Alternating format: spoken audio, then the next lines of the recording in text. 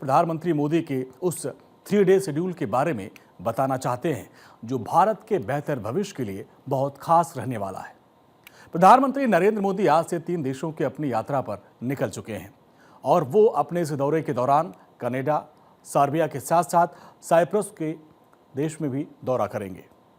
इस समय जब हम ये शो कर रहे हैं तो प्रधानमंत्री नरेंद्र मोदी साइप्रस पहुंच चुके हैं। साइप्रस की आबादी महज 13 लाख है और ये ठीक उतनी ही है जितनी आबादी हमारे देश के किसी बहुत छोटे से शहर या फिर कस्बे की होती है। यहाँ साइप्रस भले ही छोटा और कम चर्चित देश है, लेकिन भारत के सामरिक महत्व के लिहाज से बहुत मायने रखता है।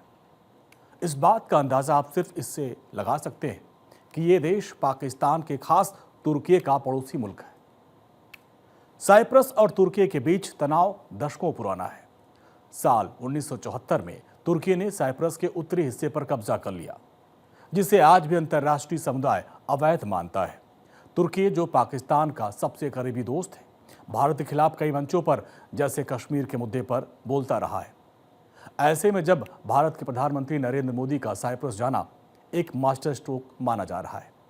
ये तुर्कियों को सीधा संदेश है कि भारत अब न केवल जवाब देगा बल्कि दुश्मन के दुश्मन को दोस्त बनाकर दुखती रग पर वार करेगा। साइप्रस के साथ भारत के रिश्ते मजबूत होने से तुर्की बैकफुट पर आ सकता है और ये वही रणनीति है जैसे भारत ने आर्मेनिया को हथियार देकर अजरबैजान और तुर्की को चेतावनी दी थी। साइप्रस के साथ सहयोग बढ़ाकर भारत तुर्की को घेर रहा है। इस यात्रा का एक और पॉजिटिव पहलू है। दरअसल साइप्रस एक महत्वपूर्ण निवेश केंद्र भी है। कई भारतीय कंपनियां वहां निवेश करती हैं और साइप्रस की टैक्स नीतियां इसे एक आकर्षक डेस्टिनेशन बनाती हैं। दोनों देशों के बीच डबल टैक्सेशन से बचने का समझौता बहुत पहले से हो चुका है। प्रधानमंत्री नरेंद्र मोदी की इस यात्रा पर व्यापार और निवेश को और बढ़ावा मिल सकता है।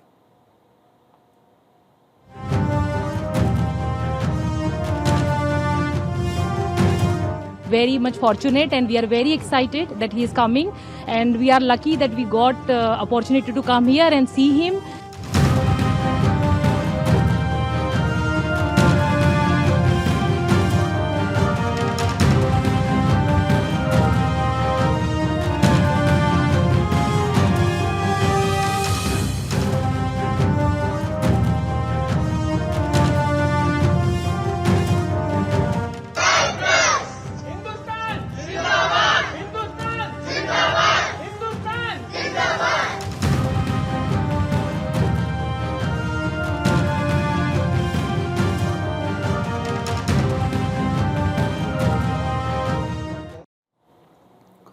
प्रधानमंत्री मोदी की यात्रा जो 23 साल बाद किसी भारतीय प्रधानमंत्री की साइप्रस की पहली यात्रा है और ये दिखाती है कि भारत अब हर उस देश के साथ रिश्ते बना रहा है जो रणनीतिक तौर पर महत्वपूर्ण है, चाहे वो मॉरिशस हो, फिजी हो या साइप्रस।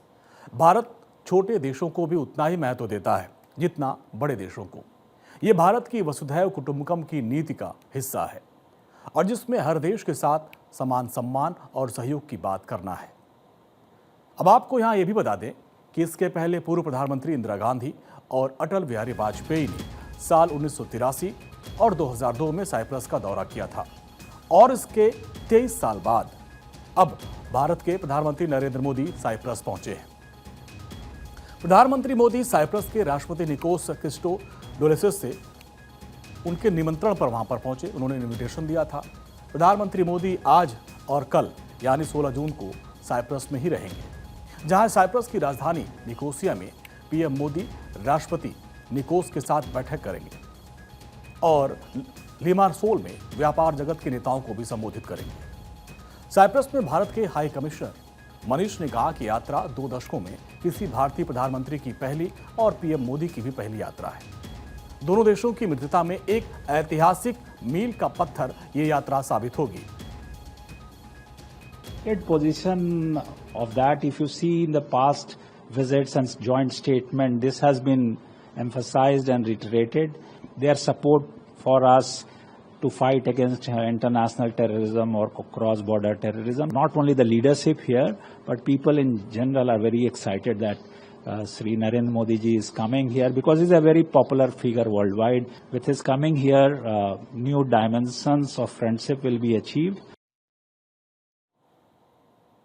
अब अगर हम भारत साइप्रस के बीच दोस्ती की बात करें तो दोस्ती बहुत पुरानी है। साइप्रस यूएनएससी में स्थायी सीट के लिए न्यूक्लियर सप्लायर ग्रुप और इंटरनेशनल एटॉमिक एनर्जी एजेंसी में भारत की सदस्यता का लगातार समर्थक रहा है। इसके अलावा साइप्रस IMEIC यानी India middle east Europe corridor का भी हिस्सा है।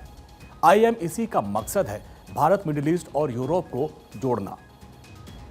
साइप्रस अब अगले साल की पहली छमाही में यूरोपीय संघ परिषद की रोटिंग प्रेसिडेंसी संभालने के लिए तैयार है। साइप्रस का दौरा करने के बाद प्रधानमंत्री मोदी कनाडा के लिए जाएंगे और वहां पीएम मोदी G7 शिखर सम्मेलन में हिस्सा लेंगे। अपने दौरे के अंतिम चरण में प्रधानमंत्री मोदी क्रोएशिया भी जाएंगे। प्रधानमंत्री मोदी 18 जून को इस यूरोपीय देश की आधिकारिक यात्रा करेंगे और इस तरह प्रधानमंत्री मोदी का ये 3 दिनों का पूरा शेड्यूल रहने वाला है।